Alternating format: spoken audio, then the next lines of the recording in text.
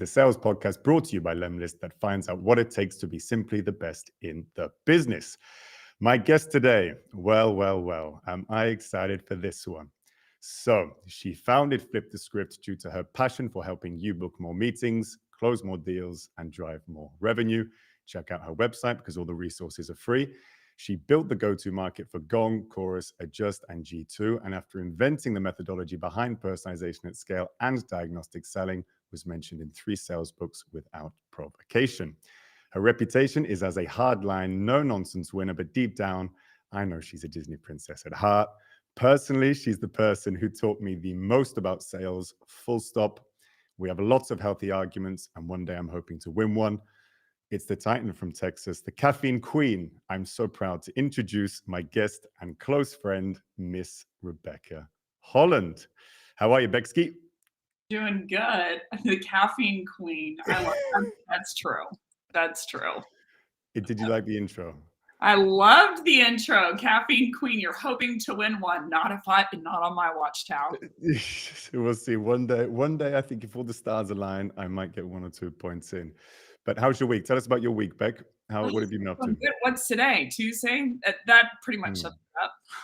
Yeah, not I'm so asking much. It is. Very good. And as I say, I'm excited about this one. I'm excited to hear what little nuggets we can give, little bits of candy, and to explore a little bit further what it is you can share with the viewers. So let's go straight into it, Beck. Elevator pitch. It wouldn't be a sales podcast without a little bit of a pitch. So to start, why don't you give 30 seconds to build on what I already introduced to help our viewers understand, keep them engaged, what it is you're about. Whenever you're ready, go. Oh, 90 seconds or 60 seconds? You can have 60. I said 30, but you can have 60 because you're a special guest. Yeah. So I think it's pretty simple when you break it down. This is live and ad hoc, which is my biggest nightmare as an introvert. But it really, I think the beginning of my career, the middle of my career, and hopefully the end of my career is anchored around finding some of the most widely believed and widely held myths about sales and turning them around into something that's really healthy for the buyer so that salespeople have an option if they want to be strictly after helping their buyer, raising the things that they don't know about and selling more because of it. So most of my career has been kind of antithetical from the perspective of I ran into a lot of myths early on of like, oh, we should mass blast out and I should be asking questions to get my buyer to think in a certain way and make them feel about pain. And I kept running into them over and over and over again. And I just took the perspective of like, if I'm the buyer, what would I want in this situation? When I get this cold email, what do I feel in this situation? Do I want to mutually connect and add, beneficial value whenever I get that message on LinkedIn? So most of my career has been anchored there of how can I use my career, my audience, my time, blood, sweat, and tears to pivot the sales industry into more healthy practice according to how I see it. And we'll talk a lot about today, some of those misconceptions. I mean, what we can go straight into is the value, Beck. So, I mean, something that you focused on there, touched on some misconceptions that you've seen throughout your career. What we'd like to do is start with 5 things that every viewer can implement today to improve their outbound strategy overall. So kind of, we mentioned it beforehand. So give us kind of some subtopics to go into and then dive deep into each one and we can go one by one. You want me to rattle off the list from the top? Go for the list first, exactly. So the main misconceptions so that people can have it in their mind and then we can go from each point individually. Exactly. Yeah. Okay. So the main misconception, I'm like scrolling through to my list here. Why don't I just go ad hoc because I don't even have it. We're going to just go rogue here. But the main misconception that I think that people believe that they should sell according to pain or sell according to what the buyer already knows and that all pains are problems and all problems are painful and pain and impact are the same thing and impact and outcome are the same thing. And, that's what I should be talking about. So I think the main misconception is that I should be anchoring around pain. We work with people who struggle with something that the buyer already knows, and I should be spending all of my time there to ask questions, to manipulate the buyer into talking about the pain so that they feel the pain more so hypothetically they could buy. I'd say that's myth 1. Second myth that I'm going to ding in with is benefit-centric selling. So benefit-centric selling, that the value prop of more time, more money, save time, save money, costly rework, leaving revenue on the table, that's a thing, and that's how people essentially buy. The third myth I would niche into is that the point of discovery is to uncover what your buyer believes strictly.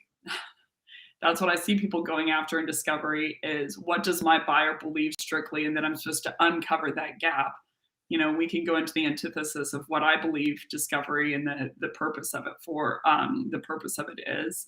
But that would be myth 3. Myth 4 would be that impact, pain, and problem are all the same thing. And that people, if you go from buyer to buyer to buyer to buyer to buyer, you essentially solve the same problem for every single type of buyer. That would be myth 4. And then myth 5 is that it doesn't take a mobilizing trigger for people to buy, would be my 5th myth. Beautiful. Neat. No, that is a summary for those points. Amazing. There's a few things I'm going to ask you to do as you go through those points, especially I think we can maybe start there. The difference between a problem and a pain, because the first thing in my head, I think, is that particular differentiation between people that are doing selling, particularly AEs. Why don't you rattle off with that and then go into your first point? Yeah. So the first myth is that pain and problem are the same thing. And from my perspective, or from the definition perspective, why don't we level set with that? So a pain is just any negative experience. And a problem is something that someone solves or solves for. So the problem with not seeing the difference between those two is all pains aren't problems, meaning all things that are a negative experience, I'm not necessarily going to solve for. And all problems aren't painful quite yet. So I see most people outbounding from the perspective of pain only. They're like, what's the pain? What's the pain? What's the pain? And there's a litany of different downsides there. Number one, pain. If you're going outbound, you're going to a community of people that have communicated to you that the pain isn't bad enough or the impact isn't bad enough if they don't solve for the problem. Otherwise, they would have already tried to do something about it, right? So you're going to an outbound crowd, meaning the pain and the status quo of how they're dealing with things is just fine. And give us an example of that so that we can think about it. So it takes me a long time to log into, my, let's say my live stream, so that's kind of a pain. It's annoying. I have to reset my computer. It takes me a couple minutes. I'm kind of worried about whether I'm going to be on time. So that's a pain, or the water in my shower backs up. And so there's like a quarter of an inch, half an inch of water by the end of the shower. Those are painful. But I haven't done anything about them. And the reason being is even though it's a negative experience, it's going to come down to priority, right? So there are other things that are a higher impact or more painful than those and more immediance. So even though that is a negative experience, I haven't done anything really about it. So people are going to they're going to buy to solve a problem. And the size of a problem equals the buyer's perspective of the size of the problem. And the problem is only equal to the effect in the immediate, meaning the level of pain, plus the impact if they don't solve for it. And they have to raise above a certain tipping point for someone to prioritize it and say, okay, I'm actually going to shift my budget towards it. I'm actually going to shift, my time, my attention, everything else I got to do away from all that other stuff and to this certain instance right here because of the size of the impact. So if you're outbounding based on pain, like industry average reply rates from what I've seen is 0.5 to 0.7. Industry average open rates are 15 to 25%. If I had to guess why, it's because people are approaching people with we work with people who struggle with blank. And if they identified in that group and they already knew that they struggled with blank, if they haven't inbound and started that journey to do something about it, it's because they're self-communicating to you that it's not big enough for them to do something about. So you'll see a lot of tire kickers, within these types of outbounds, like industry average conversion from opportunity into closed won for inbound is 35%. For outbound is 6%, because outbound, you're going to get a bunch of tire kickers that are like, maybe if I do want to solve the problem one day, then I'm going to jump on this call to do something about it. But they're communicating to you that the problem isn't big enough yet for them to actually solve for it. And I remember some examples you've given me before, because I have the benefit of you already having told me a lot of this. One of them was the fact that Potentially, if someone knocked on your door, a salesman, let's say a plumber or whatever service salesman, whatever, and knocked on your door and said, "Hey, I'm doing some DIY. Do you have any problems in your house? Do you have anything that you want to look at?" You go, "Yeah, sure. I have my shower that needs fixing. Perfect." But you have to hit that nail on the head randomly out of tens of thousands, and then maybe you could go into the example of Zoom. That was a really good example you used before about them getting in touch with you and letting you understand the size of the problem. Yeah, it's like, I mean, again, to your point, unless I'm the plumber that's right outside the door at the right place, right time, and I knock on your door, and I hate the question of like, does someone need something? You're like, do you have any need for this? Do you have any buyer intent? Do you really want to buy? And that means as a seller that you're anchoring around all the things that they already know and believe, and that you're taking them at their word. So the danger of that is a doctor is only a doctor, like imagine a patient walks into an office one day, and the doctor's like, what do you need? They're like, I need this medication, for this kind of sickness. And they're like, okay, I'm going to go ahead and write you the prescription. That'd be illegal, right? Why are you laughing? Why don't you go into that? Why are you laughing? It's a great point. No, please carry on. I think it's a good one because it's one of my favorites and I can't believe I didn't use it. It's like literally, the patient walks in, and the reason that they medically have to go through a doctor first is because the doctor simply put possesses expertise that the patient does not. The doctor has studied for years and years and years, residency, 12 years to become a doctor, 3 years to become a pharmacist, because a pharmacist only has to have the expertise of what medications do what, when, where, and why, and the downsides and side effects. But a doctor has to possess the expertise of being able to diagnose what's going on with the person. So if I'm knocking on your door and I'm like, are you struggling with this problem? Or I'm like, this lead has no buyer intent for this medication. It's like, well, you're selling a medication for a sickness that they don't know that they have. And you don't know that they have as a seller until you start asking questions. So I think this goes into prospecting. This also goes into discovery. But if you don't know anything that the buyer doesn't know about them in specific, simply put, there's no reason for the buyer to interact with you at all. So Gartner said that 87% of buyers don't want a seller involved. And it's because of this. There's only one thing that they don't know they believe the seller does know. And Tal, I'm going to make you guess. What's the one data point that we believe as a buyer that the seller knows that we don't know? And so we ask for it right off the bat in discovery. Price. Voila. So like, what's the price? Because we believe that, and typically speaking, that's the only piece of information that they do know. That they do know that we don't know. Anyhow, I think I interrupted you. It's great. No, and it's great. And what you're saying here is to kind of bring this point to context is that the seller here needs to be the doctor. The AE needs to be the doctor. This is what the whole point is. For sure. You have to diagnose something that they didn't know, that they weren't willing to do something about the pain or the circumstance before they came across you. But now that they know this new information that that you diagnosed that they didn't know, now they're willing to do something about it because the size of the problem has been exacerbated, because their perspective of the size of the problem has been exacerbated because you diagnosed it. Mm-hmm. Like, that's the role of the seller. Simply put, if that's not the role of the seller, like, I stand behind PLG. You should just go to a website, put the pricing up there, and let them self-diagnose. Check out with cart. Yeah, cart, check out. On to number 2. Pop that cart there. Point number 2, Becc. So point number 2 is around, I can't remember the order, but why don't we go into misdiagnosis and missed diagnosis and kind of the difference there within discovery. So the point of discovery, or the point of a cold email, is to uncover something that the buyer doesn't know. And there's only 2 types of value really that you can be within discovery or prospecting email. You can either uncover a misdiagnosis, meaning something the buyer believes that is simply put not true, or uncover the bigger bucket, a missed diagnosis, meaning something that the buyer, when they were self-diagnosing their situation, they missed entirely.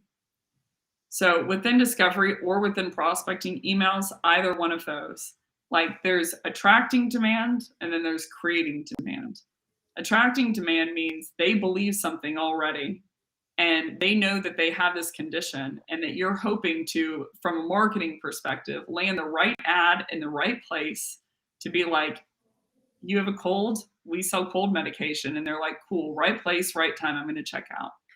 Creating demand or creating buyer intent means that you find either an event or you find an impact that they didn't know or a root cause that they didn't know.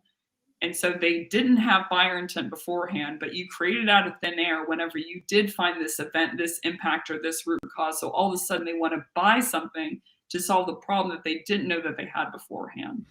And one thing that an example that I can use in the lemlist situation, for example, one that I come across myself every day is a misdiagnosis. For example, would be a team that are doing outbound. They're trying to get replies, of course, and positive replies, and they are convinced that it's the quality of their data that's causing them to the emails aren't being sent, something like that. The quality of the data. Actually, it turns out the data quality is very good. They misdiagnose their problem, and it's actually the copywriting that's really, really poor. That would be an example of misdiagnosis. Correct me if I'm wrong, Becc. And then misdiagnosis may well be that everything is set up perfectly. They're sending it off and they're saying, yeah, do you know what? Our email copywriting isn't good enough. Actually, it really, really is. They've got great copywriting, but their emails are going to spam because they didn't realize about deliverability. Oh, brilliant. Yeah. A great example of a misdiagnosis, to your point, is something they missed entirely. One of the biggest ones in prospecting is email deliverability. People want to talk about quality, quality, quality, quality, quality. And they're like, my emails are bad. That's the reason why people aren't opening, replying, and talking back to me. But if anyone on this line is listening at all, and you have an open rate that's less than 50%, you have an email deliverability problem, period. Now, the quality, of course, we can always talk about, and that's the thing that people want to talk about. But if a tree fell in the forest and nobody was there to hear it, did the tree really fall? Did it really make a sound? And it's like, to the point of email deliverability, if I crafted this email and sent it, but it went to spam, went to social promotion, or didn't even land in the inbox to begin with, was the email actually sent? So people will ride their sales reps to death. Mary Bingden, and ride their sales reps to death about the quality of the email. But then a couple questions will help me understand, is there an email deliverability problem? So I'll say, I don't ask my prospect, hey, do you have an email deliverability problem? Because they're like, I don't know. Like, if they knew that, they would have done something about it. But I'll say, what's your open rate? Can you give me an example of your copy? Do you have a custom tracking link set up? And then I'm diagnosing, I'm like, okay, yeah, we can talk about this or we can talk about this email quality problem. We can talk about the training and da-da-da. Tactically, you're only going to get reps better from a coaching perspective, 5 to 10% better, and gradually. But if I can just increase the amount of those emails that are actually landing in the inbox, even net, if the quality stayed the same, you could, if you 3x your deliverability, you just 3x your reply rate. So I'm like, that I use a lot. It's a point I use a lot. Even if you kept everything else exactly the same, if you are arriving in more, or you're arriving in more inboxes, more people are opening your emails, you therefore multiply that open rate or that increase by the number of replies that you're going to get. It's a good point for sure. Now, Becc, number 3, impacts. That's your number 3. Okay, impacts. So impacts, there's a number of different impacts that exist to date. And the impact, simply put, as defined, it's actually what's known as a countable noun. So there are 12 different types of nouns. I'm not going to bore everyone essentially to death. But one of the types of nouns is what's called an accountable noun, which means it can be defined. And the word impact is known as a noun, a countable noun. So what I mean by that is the impact is the moving force, the extended effect beyond the metric pane that is making them actually buy, mobilizing them to buy, right? Mm-hmm. So pain is any negative experience. A problem, I'm going to back up and define as anything that someone's going to solve or solve for, and that's always going to be in relationship to a metric. So kind of one of the myths I hit on earlier is that my problem or my value prop that I solve for every buyer persona is the same. And so I'm like, okay, if everyone could close their eyes, who's listening right now, and you can't close your eyes and name for your 6 buyer personas, what every one of them is metriced on. So you mean their KPIs at the end of the day? What is it that their North Star is? They're common KPIs. If you don't know that, you simply put are of no value to the buyer. So, and I'll give Give you us a few examples. Give us a few examples. yeah, so a problem is only a problem in relationship to a metric. So I'll give you an example. So if I were to close my eyes and say, okay, my buyers are a marketer, my buyer is sales enablement, my buyer is an SDR leader, my buyer is a sales leader, my buyer is a CRO, and my buyer is a CSM. A lot of people could say, oh, my problem is the same that I solve for each one of them. And I'm like, the problem is only a problem in relationship to a metric. So for a marketer, a problem is only a problem in relationship to something that would prevent me from achieving my MQL target. For sales enablement, or let's go to SDR, it's more simple. SDR is going to be booked meetings and qualified meetings, or ones that make it to SKO or SQO. A sales rep is only going to be metriced on closed one. CRO is going to be metriced on revenue overall. CSM is going to be metriced on cross-sell, upsell, retention, NPS score. So you have a bunch of different metrics at play, and a sales enablement professional is actually not usually metriced on closed one percentages. They're metriced on time to first deal, time to full ramp, training adoption, and tech adoption. So there's a huge myth in the industry that I should get all of those people in the same room and I should get them to agree on whatever problem we want to solve. And it's like, they're all after different KPIs. And they're going to play nicely if this same solution can help them with their MQL number versus my booked meetings number. But like from a selfish perspective, they're only relating a problem into something that can prevent or exacerbate my number, my progress towards my KPI. So simply put, for any kind of buyer persona, for any kind of anything within the business world, there's always a quantitative metric that answers a qualitative question. That qualitative question is, how are they doing and are they a good blank? So if you went out of sales, it's like HR professional, am I a good HR professional? Okay, we've got ENPS score, we have churn, tenure, open roles, time in role, like all of those are going to be things that they are measuring how effective they are as an HR leader. So when it comes to getting people to agree on a problem, so let's take training, for instance. Okay, so a marketer is if I'm selling to a marketer, I'm thinking their North Star is MQL number. So I'm going to niche in and uncover a problem in relationship to how does scripts, messaging follow-up, lead routing prevent them from hitting their MQL number. So let's say, for instance, they only get an MQL when someone opens, their marketing emails a certain amount of times and requests a demo. Then I'm going to talk about copy to that because it would only be in resolve, to where are they currently at from their MQL perspective? Where do they actually need to go to get their KPI? What is the gap? And then the messaging alongside. Marketing prepares like 3,000 leads from an event, let's say, and they get, or let's even up it. They hold an event and they get 10,000 leads. And I'm going to make everyone who's watching this ding in here. Marketing holds an event, they get 10,000 leads, they take those 10,000 leads and they send them over to an SDR team. And what does the SDR team normally say about those leads? Marketers happy, they got 10,000 leads from this event. They send it over to an SDR team. And what does the SDR team? Tal, I'm going to pick on you. What do they usually say? They normally say these aren't qualified. And what do they mean by not qualified? Not the right persona, a few different reasons. Why don't you tell me, Becc? What's the main thing they go for? Keep going. It's brilliant what you're saying. Well, normally what happens is, they arrive and it's a mix of different people. It's not necessarily the right person that the SDRs normally want to contact. It's not people that are even kind of relevant for those particular teams. And the SDR team shrugs their shoulders and goes like, what do you want me to do with this? It's not normally organized. It's not normally, marketing teams, but it's, as a former BDR, I'm going to have to take this stance. It's normally in a position where it's got to be organization and so on and so on and so on. So the end product that the BDR wants is not particularly there from the spreadsheet. Voila, because what are you metric on as a BDR leader? Meetings booked. So data quality and the person being the right person is going to prevent you from booking meetings. It doesn't prevent the marketing leader from doing anything. So it's only a problem in relationship to you. But let's say, for instance, it was the right leads. You book 1,000 meetings and then you send it over to the sales reps.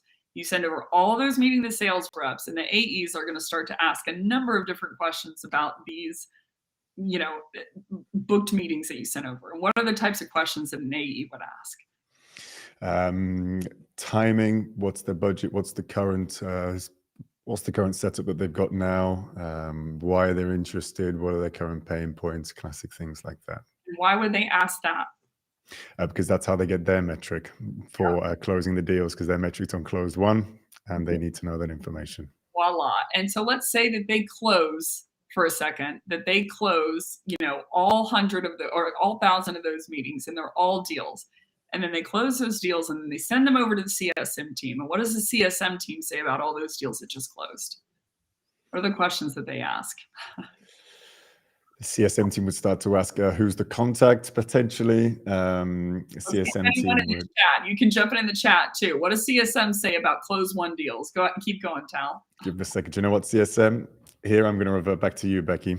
What is it that they're going to say? A lot of CSMs that I've heard, they're like, was this set up on the right premise? Was the person sold the right thing? Do we even have the thing that they just sold them? Were they sold a bag of goods? Do they have the right people involved? Because CSM is metriced on keeping them around. Mm-hmm. So as you'll see, it's like a marketer is like, the lead list is great. And the SDR team is like, not so much because I can't book as many meetings. The SDR team books the meetings, they pass, and they're like, the booked meetings is great. The AE team is like, not so much because they don't have buyer intent and it isn't the right person. I don't have enough people in the deal and it isn't the right org size. And the AE team closes all the deals and they're like, just hit my quota. They pass over to the CSM team. And the CSM team is like, this person was sold a reality and a dream that does not exist. So the problem is only a problem in relationship to the metric.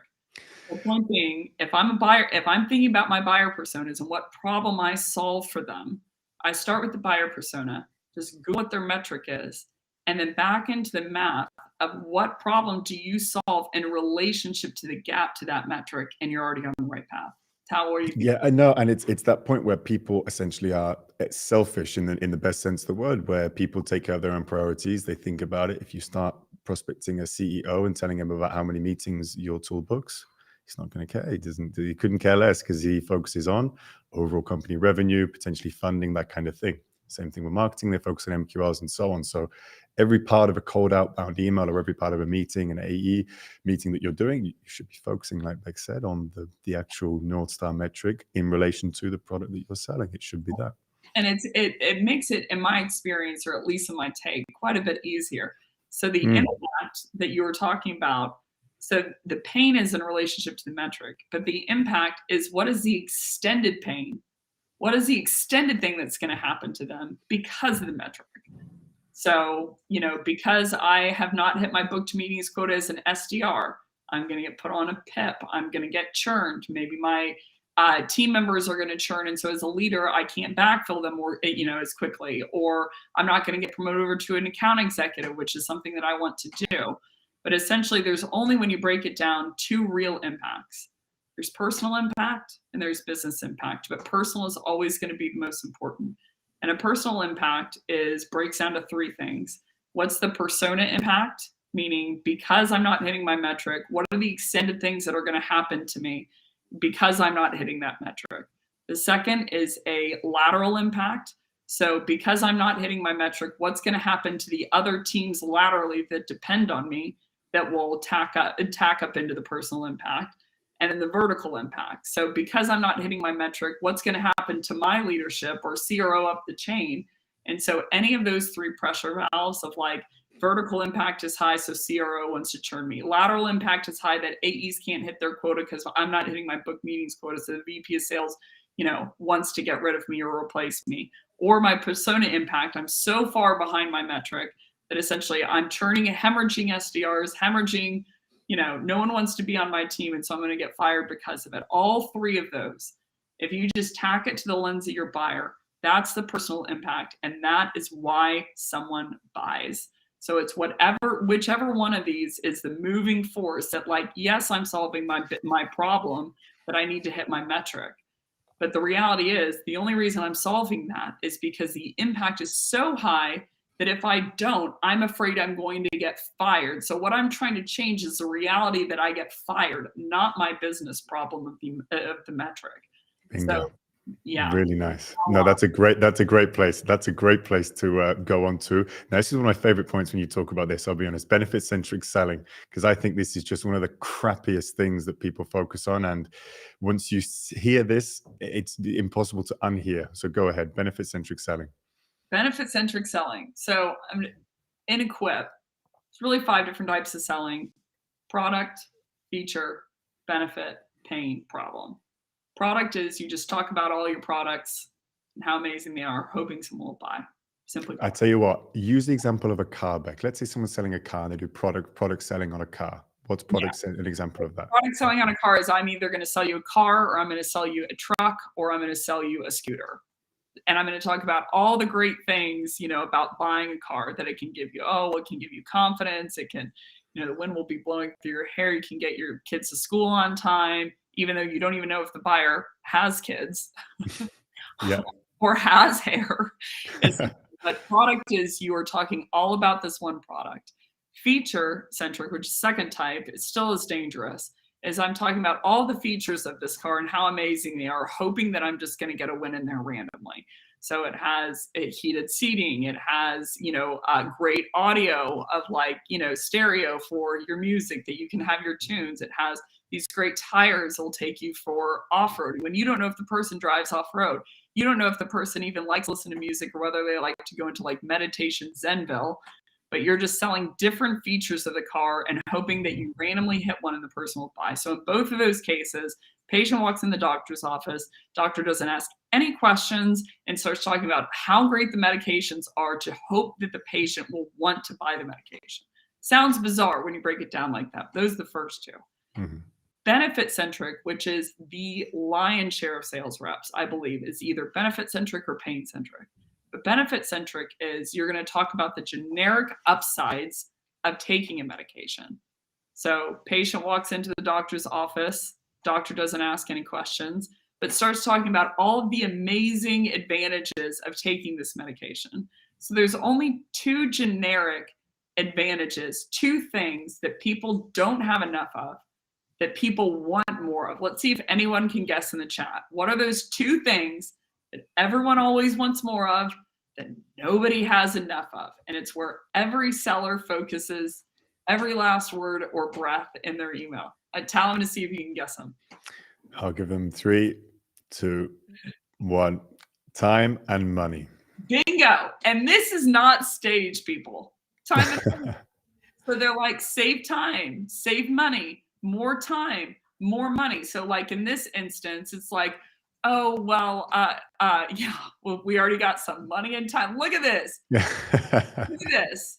And so people niche down there. They're oh, it's so much more economical, or you're leaving revenue on the table. And so benefit-centric selling is just generic benefits that you think people would like, so you start talking, oh, it will make you look cool in front of your friends. Oh, this is the first of its kind. So, oh, you can go faster. So that's where you would probably get in the car instance. You can go faster, 0 to 60. Oh, we have these maps so that you can know where wrecks are. And so it's save time, save money, more time, more money, costly rework. And when I go into value props for 99.9% of people, it is always anchored around there. But it's never mentioning a metric. It's just more time, more money. 4th type is pain-centric selling. No, this is so important. So yeah, go ahead. Car example, digital tech example, go ahead. This one I think is number 1. Oh, pain-centric. Yes. So pain-centric, patient walks into the doctor's office. Doctor starts asking questions. Good doc. But about pain only. And the goal of the doctor at this point, hypothetically in this instance, which is what most sales reps is, and the reason this is so dangerous is because it's known as the most progressive type of selling is pain-centric selling. So they ask questions about pain only. So what hurts? My arm hurts. How long has it been hurting? 6 weeks. What's the impact to you at home? I don't know. I guess it's caused a couple of relationship and family problems.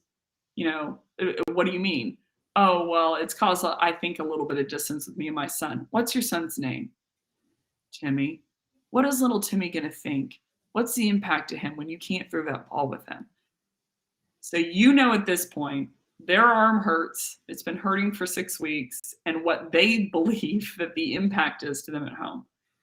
But what do you not know at that point? Let's see if anyone can guess it in the chat. Go one more time. You know that their arm hurts. You know that their car can't get them to work on time. And you're like, well, how often can you not get to work on time? What's the impact to you at your job whenever you can't get to work on time? Oh, well, I think maybe I'm going to be fired. But what do you not know at that point? You know the pain. But what's one thing that you don't know? Let's see if anyone can guess in the chat. Tal, I'm going to bring you in. I know you are. I'll give them a second whilst I think. This is the thing with that. It's going to be annoying when I get it wrong, and you'll let me know. You know their arm hurts, and you know how long it's been hurting. What do you not know in this case, though, as a doctor?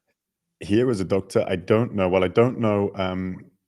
I don't know what the problem is. Yeah, that's something. One. I don't know what they aren't able to do because their arm hurts. And I got it. Why does it hurt? Why does it hurt? I have no idea what the root cause is at this point.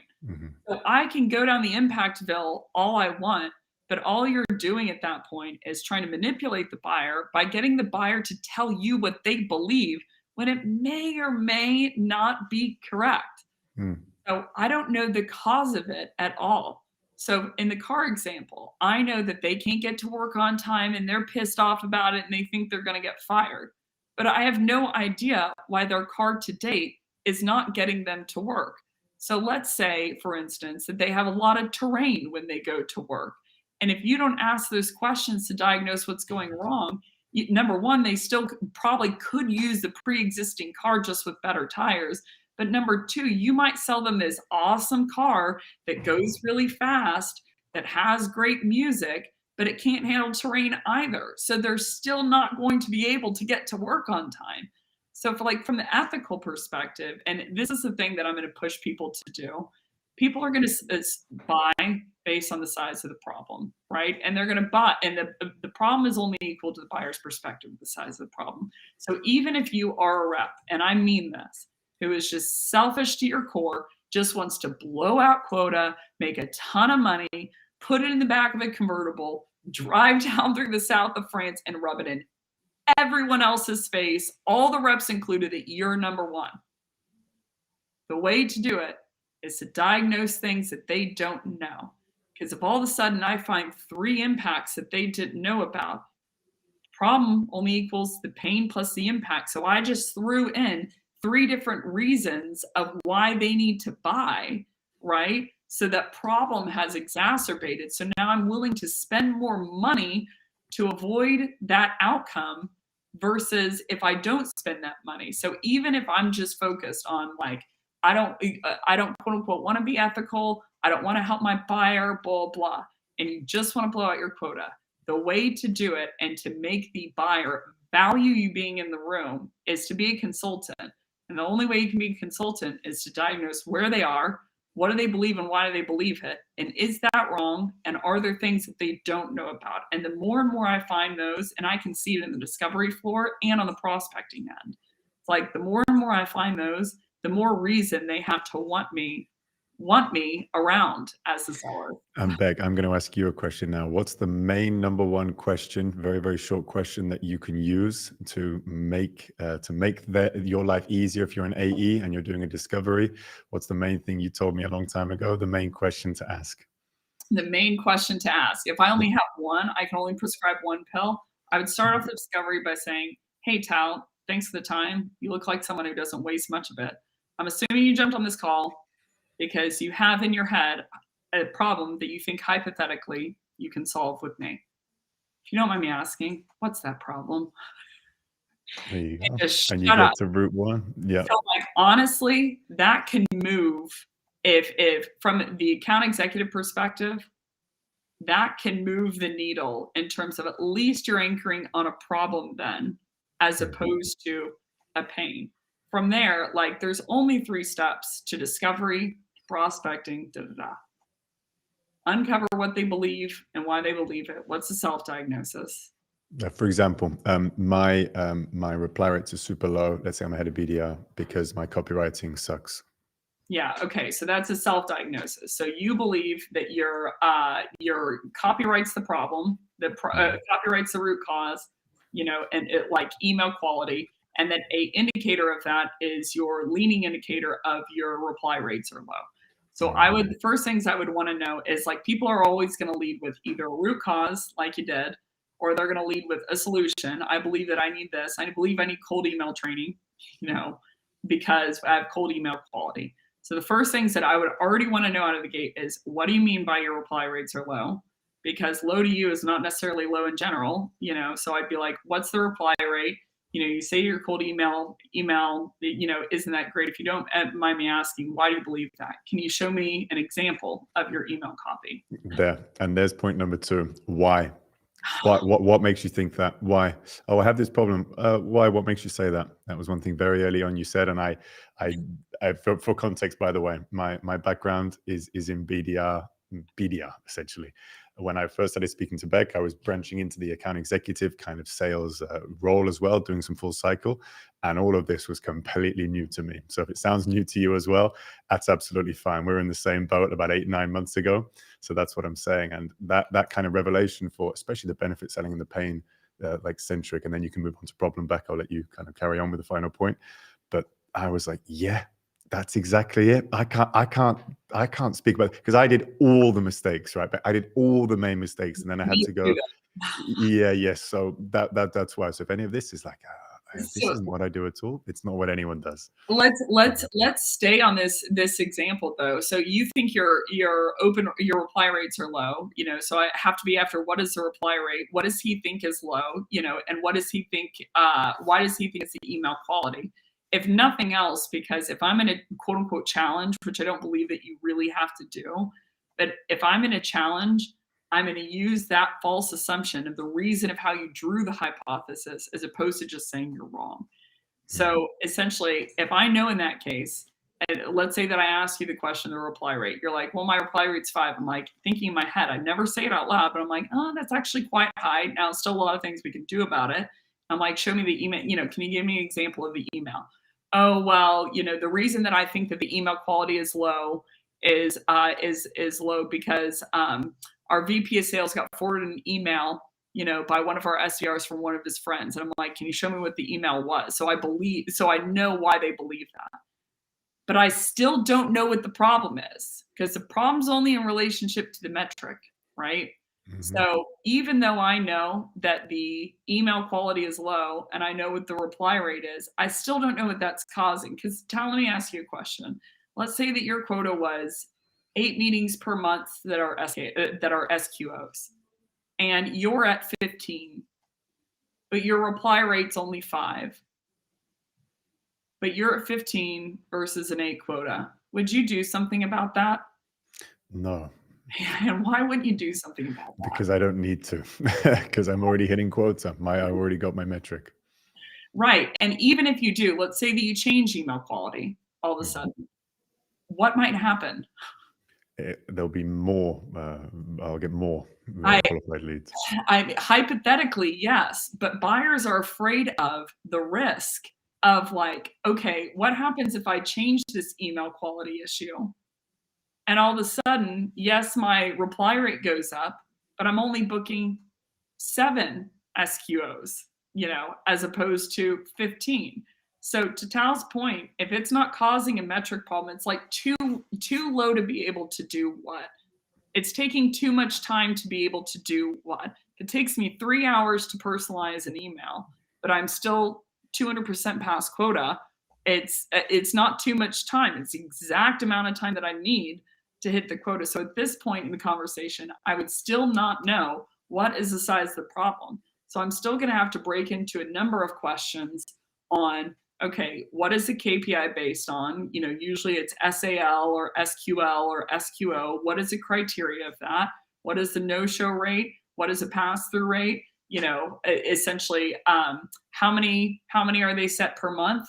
How many are they achieving total? Is that historical or is that just recently? So let's say that they say my SQO total is 10, I'm at 5, or let's kick this out to the crowd of like Cabo Wabo 555 has been super active. I'm like, so let's say Cabo Wabo that you've got a 10 SQO quota and the buyer tells you that they're typically booking 9 SQOs per month. Is that a big problem? Yes or no? Cabo Wabo, I'm dependent on you at this point. Jump in the chat. They say that their quota is a 10 SQO quota, you know, and that historically they're booking 9. Is that a big problem? Yes or no? Anyone can go in the chat. I can go in and we'll come for some more questions, Becc. Just in the meantime, while you're thinking about it, we can go on to that final point, Becc, and then we can go on to some quick fire ones, and then we can go to some questions from the crowd because we have some. Okay.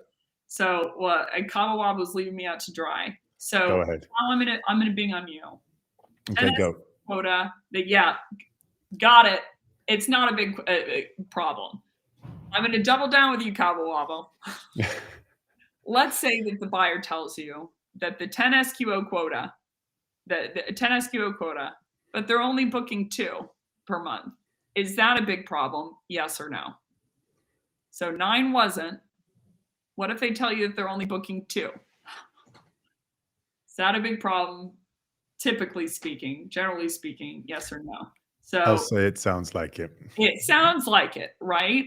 So I need to be after, you know, what is the size of that gap? And again, anyone who says like, oh, well, we don't sell into sales, there's always a quantitative metric of like, I run a manufacturing floor. It's like number of incidents, time towards last incident.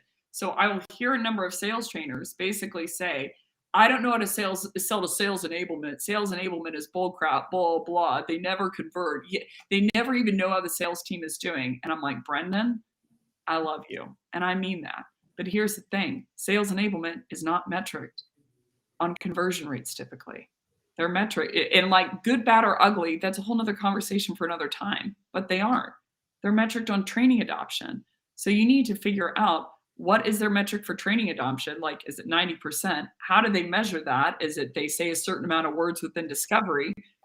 And where are they at to date? Oh, we're only at 20% adoption.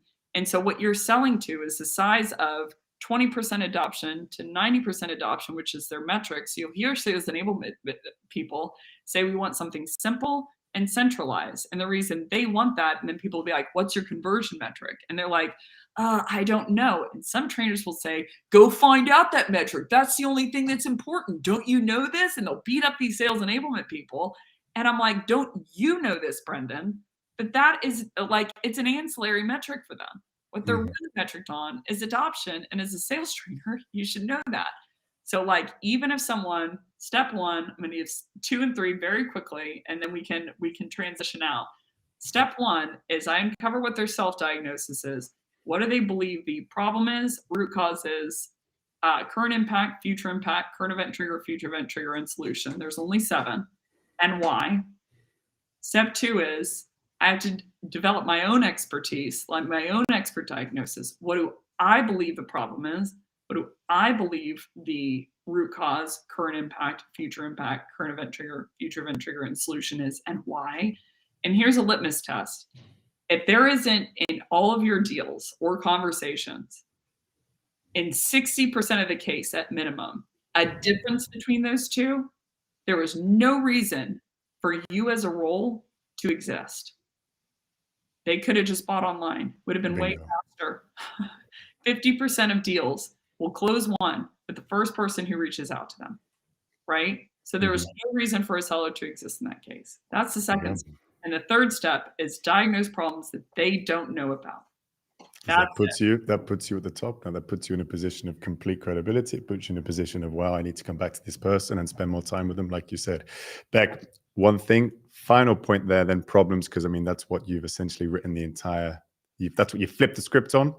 Give us the lowdown on problems, and then we can move on to some quick fire ones and then questions from the chat. I think I covered it, pretty in depth. You did, yes. Summarize. You're right. No. But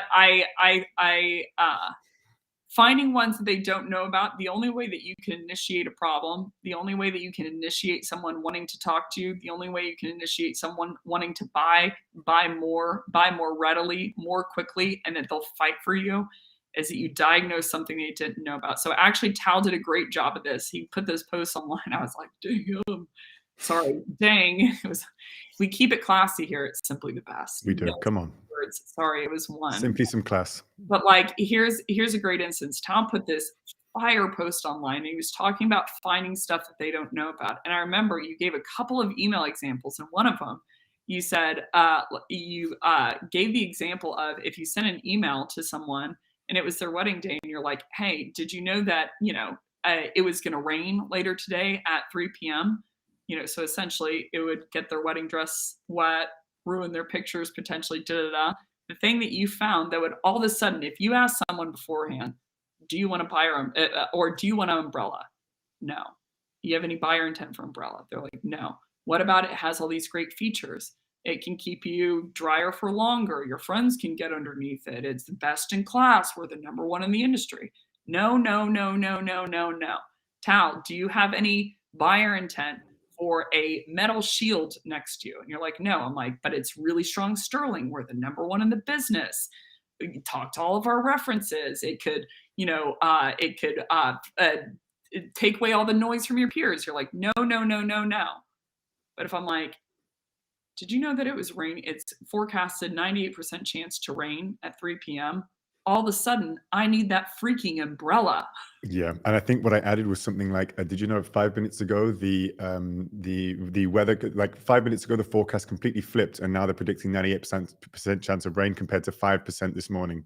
Now I'm going to thank you for that. So I made it like an extreme example, but yeah, a future event. Or in the metal shield example, I'm like, Tal has no buyer intent, but if I'm like, Tal, did you know that there's going to be a boulder that's likely, there's a boulder next door that's doing some reconstruction on the next door building, and there's an 85% likelihood that that boulder is going to come through that wall right next to you, potentially crush your skull, and 60% chance going to land you in the hospital. Do you want a metal shield now? I'll take it. I'll take it.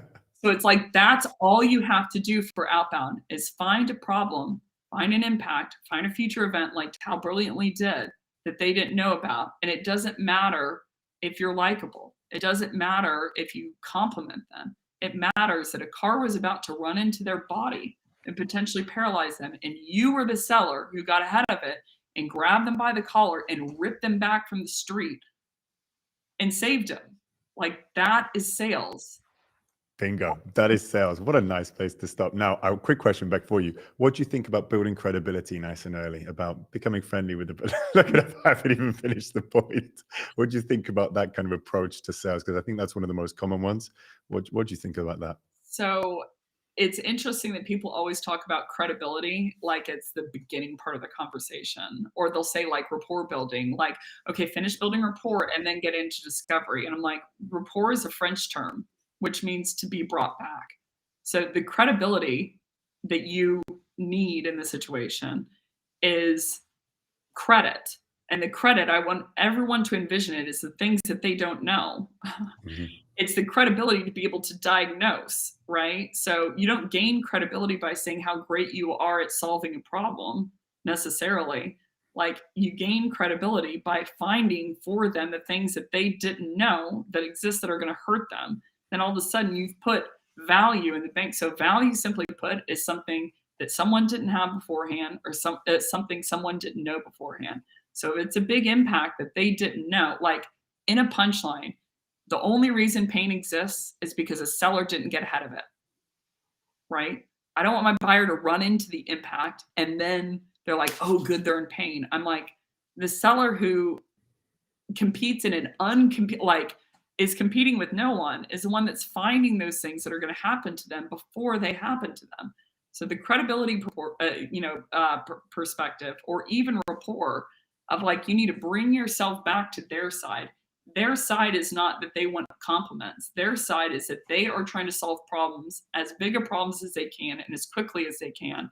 And you're bringing yourself back to their side by finding the problems that they don't know. It's like my brother, there's probably a bad analogy, but he was in the Marines, former Marine. And something that they essentially would do is when they were walking upstairs, he would tell me this because I was all scared for him. As he said, when they have a partner, basically, that they have like that they would look over the other person's shoulder, and one person walks up the stairs backwards, the other person does, because you don't know what you don't know. So I'm like, how do I find those things in my buyer's blind spot so I can be of value to them, of not making them running into the impact? And that's the credibility that they like. Not talking about the fact you like the same sports or that, you know, you're from the same place. They don't care. No one cares. So They really don't. I don't care if my doctor's a nice person. Like, that'd be nice. I care if they can diagnose. I'll take the doctor that's a jerk that can diagnose correctly over the person that like will bake me cookies that can't. I'm like, trust is defined as not only that they trust you're telling the truth, they trust in your ability. They trust in your ability to be able to deliver. And I think that, yes, there's 20% of people, salespeople, that you can't trust what they say because their agenda to close more quota. But the other 80% is like, even though I trust you're telling me the truth, I believe that you're telling me as a seller that you believe this. What I don't trust in is that you were correct. You know what I'm saying? It's great. No, it's great. If you're asking questions like, what if you could, or, you know, like, what's the impact to you, or leading questions, self-diagnosis questions, what's the impact to you? Who else needs to be involved in this process? What's going to be a blocker in the self-diagnosis? If you're asking for what they believe, it's because you don't know how to diagnose anything that you believe that's different. Very good. Which is what they're in the room hypothetically for with the seller. And where can they find a list of these questions, not to ask leading questions, Becc, because it is free and it is a very good resource? Yeah, it's a good question. Why do you ask? Just kidding. Flipthescript.com. If you click on written, there's an entire list of questions in there. But I believe, like, even to Tal's credit, he's like, push to the site. You know, here's the thing. If everyone just says one thing different, I believe your conversations, your discovery questions can completely turn upside down for the buyer and for you with your conversion rates. Instead of having the agenda of I want to close them, instead of having the agenda that I want them to think in a certain way, or instead of having the agenda, you know, that I want to influence them, or having the agenda of I want to lead them somewhere, or I want to get them to blank, or get them to believe, or get them to say a certain amount of pain. Just shift your agenda to my agenda of this conversation is to diagnose. Both are games. Doctors and lawyers both have a goal and both ask questions to get there. But the reason why we think not so highly usually of lawyers is they have an agenda. And the static point is this person is guilty and I need to get other people to believe it. So I need to ask questions so they admit things in a certain way to prove that. Versus a doctor, their best questions are the ones that help them diagnose the quickest, the most effectively, you know, and the most accurately. So instead of saying I'm going to detach from the outcome, or I'm not going to have any outcome on the call, or commission breath, or I don't want no outcome on the call as a buyer. Then I just think you're wasting my time. Just shift your agenda to I want to diagnose as much as I can, specifically the things that they don't know, specifically the ones that are going to hurt them, and specifically the one that are going to be egregious when they do. And if you do that, you have just changed the entire sales industry within that one conversation, and especially the reality for your buyer. You've just flipped the script. Script, I'm going to give you 2 questions, quick fire. They're quick fire, and then we do any questions from the chat. I promise. Thank you for staying with us, guys. He's angry. We've had it. No, Becc, it's been incredible. We've had an hour. When I set this up, I wanted to have 80-20 at least, and I'm so happy that you've spoken and given as much value as possible. I try and be quiet as often as I can. No, it's great. He's why you're here, Beckos. You're here for that, Becksky. Now, listen, the 2 questions I want to get, because I really want to hear your answer, and I think it'd be funny. Biggest time waster people should stop doing in their job right now? Let's assume it's in the SDR kind of AE environment, but also, you know, biggest time waster. One of 2: personal branding or being on LinkedIn and just reading other crap. Okay, I'm going to double down and ask you an extra. Let's say not personal branding. That's the most ready one in my head. But also meeting with your AE and meeting with marketing, you know, in general, I feel, or the group one-on-ones where they put an email up and they're like, what does everyone think? Well, I think this, and I think that, and I think that this convert. Just because they're good and they're effective in their role doesn't mean they knew why the email converted. So I'd say if it's not personal brand, but to be clear, it is. That's the number one. Number two for it, or I'm gonna say socially listenings. If you're logging on LinkedIn and just endlessly scrolling like a casino, that's the biggest pot of time. But if not, then I would say the internal meetings or the group coaching of the I think, I feel, you know, as a team would be the two biggest time wasters for me. Nice one.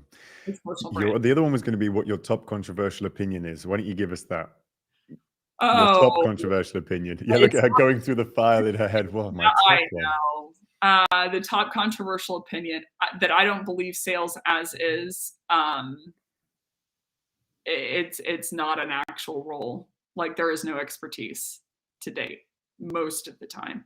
People believe that their expertise is objection handling or influencing someone or getting them to think in a certain way or getting them to talk about their pain. I'm like, bro, they already knew about their pain. Like, buyers are redacting, they're recoiling, they're not talking about their internal incident, if nothing else, because they know you're going to leverage it against them to hold your That's stand. the danger of asking leading questions. Yeah, people think, well, I'm not going to tell him because he's just going to use it against me to increase the price or And something I like hear that. that 99.9% of the time. And so people will be like, oh, should the SDR exist? I'm like, should the seller exist? Like, honestly, should the seller exist as is? If you aren't finding a misdiagnosis, which I'm going to be nice and say 98% of the time they're not, then, you know, like if you're asking a buyer a question and while they're answering, you're busy thinking of another question, you're leading them somewhere, period. So that's a good litmus test. But that's my most controversial opinion that I don't air often. But the second most is that I've gotten lit up for is that personal branding should die off in a ditch. And one thing I'm gonna get you to, because you have some really good insights on LinkedIn, people. Actually, what is your one person that you would say everyone watching should go and follow on LinkedIn? A really valuable person that does great content. Tal Baker-Phillips. Okay, so you're the second person, but that's very kind. But not me. Best. He for real is the best. I mean, honestly, I've been wildly impressed. I'll take it. Absolutely a delight to know. If not Tal, then a very close second, unless he hears that, and then he's of course number one would be Keenan, who wrote a book called Gap Selling. Beautiful. Let's go with that, because yeah, Keenan has got some killer takes as well. Like, I watched a couple of videos that he did from 3-4 years ago. They're good, man. Keenan's great energy and good fun as well. So, and G, of course, Guillaume Becc. He's upped his game as well recently. He's getting a lot of traction. Right, guys, questions, I promise. Thank you so much for sticking with us. Questions for you, Becc, from the chat. Firstly, how do you understand if there is a deliverability issue? You might refer that back to me, but you go ahead first. Okay. Quick fire as well. Quick fire. Yeah. Under 50% open rate, you have a deliverability issue. If you haven't set up a custom tracking link, you need to worry about your DMARC certifications, SPFF certifications. But a couple of quick tactical tips. If all your subject lines are the same, you have email, it probably is a root cause. Red font, lots of exclamation points. I have a list of 80 words that can cause it. If you're batching out more than 50 emails a day, if you're sending them all at the same time, if you're sending them equidistant of like 1, 105, 110, 115, 120, 135, they're looking for non-human behavior, right? So what they're metric on essentially is this person being blocked, being put to spam, you know, or are they being recovered into a folder, or people replying or people forwarding on the email? But essentially the quick fix or the quick litmus test on whether you have one or not is if you have under a 50% open rate, and if you don't have a custom tracking link set up and you've never wondered on whether you're blacklisted or not, I would say under 50% open rate, for sure you have an email deliverability issue. Yeah. Yeah, I'll add on that briefly. So how to understand that there is one. Your open rate that you're tracking is less than 50. Normally industry averages, Becc said, it's between 15 and 25, maybe 30%, maybe 35%. You need to have your technical setup. So DMARC, all of those acronyms that you have in terms of your technical setup, ask your ops team, should be pristine, and you should have an email warm-up tool in place. If you don't, likelihood is there's going to be a deliverability issue there. Also, if your reply rate is normally below 10 to 15%, that's a relatively healthy reply rate. You can expect that your emails are being marked essentially by the algorithms as not important, not interesting. Therefore, they're more likely to go to spam. That's a pretty good litmus test as well, because it means that people aren't manually replying because they're interested. Probably they're not getting your emails. So that's what I would say, how to understand it. You can also do some tests. There's lots of tests you can do. I can put some in the description below after this. Coming from Texas, how different is prospecting in the US versus Europe? That's a great question. Well, I would say I'm going to give a couple of takes here, but well, the biggest one is going to be GDPR, non-GDPR would be the biggest change there of like, can you email someone? Can you cold call someone from a legal perspective? But from a perspective of, I wish I had the person on the line so I could ask them a couple more questions.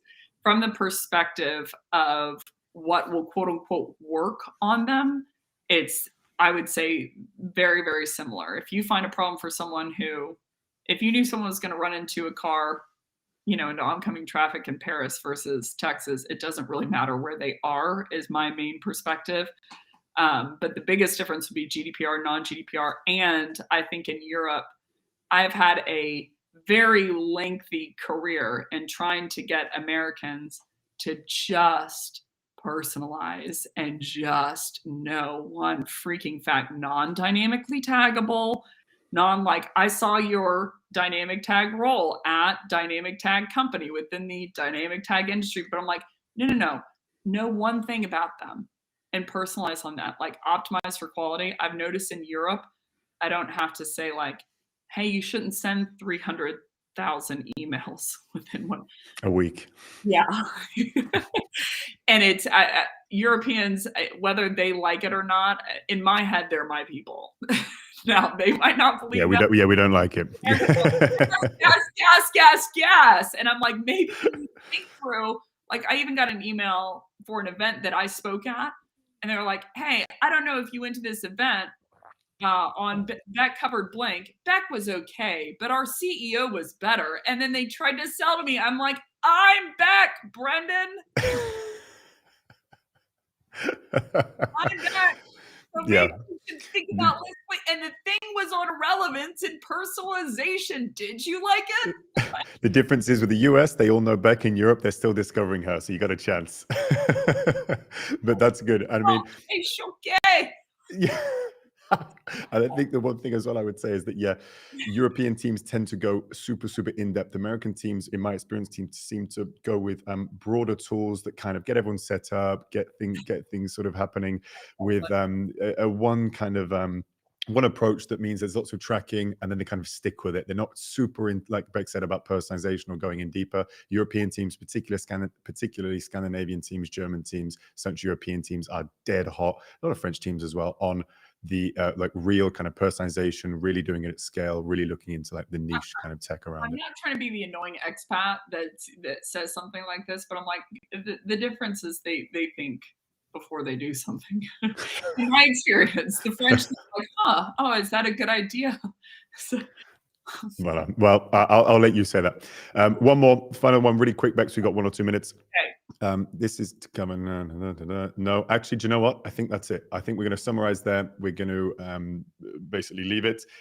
Guys, thank you very much for joining. That was an amazing, amazing podcast, Becc. You did an absolute justice to what I expected. Tal, thanks. It's a pleasure. We'll see each other on Sunday for our weekly coffee, where I actually have as much caffeine as Becc in the one day as she does on average. Oh yeah. Oh, that's nothing. I mean, look at this. Look at this. Not to be promotional here, but Tal's a vegan, y'all. It's Although it's a lot. There's a lot. It's a lot. Now, one thing I will push is, guys, if you enjoyed this and you would like to wait for the next, the next podcasts, the next tips, the tricks, the templates that we share, Becc has been there. Go to Outbound Hub. Outbound Hub is where we've got a community based on outbound tips. And of course, Becc, I will leave you with the last word. 30 seconds to promote anything you would like, and then we will finish. I'm going to promote people to find the problems that your buyer doesn't know about. That's what I'm going to promote and push you to do. Do that, and your world will be changed. You're in the Change. top 1% of people doing sales and people doing outbound. That's what you always used to say, top 1%. And I will say one final thing to summarize, guys. Thank you for being with us, and go and look at all the free resources that Becc has on Flip the Script, because it is all there. It's everything that she's spoken about now. You can see templates, you can see tables, all color coded very nicely. And she did it all herself. So go and take advantage of it. Ladies and gentlemen, thank you very much for joining me. We will leave it there. Until next week, I have to say, Becc Holland, you are simply the best. Tal, it was so much fun. I had so much fun. You didn't even make fun of me about my diet at all. I mean, maybe next time. Thank you for having me. I mean, You're welcome. Guys, thank you. Ciao, ciao. See you next week.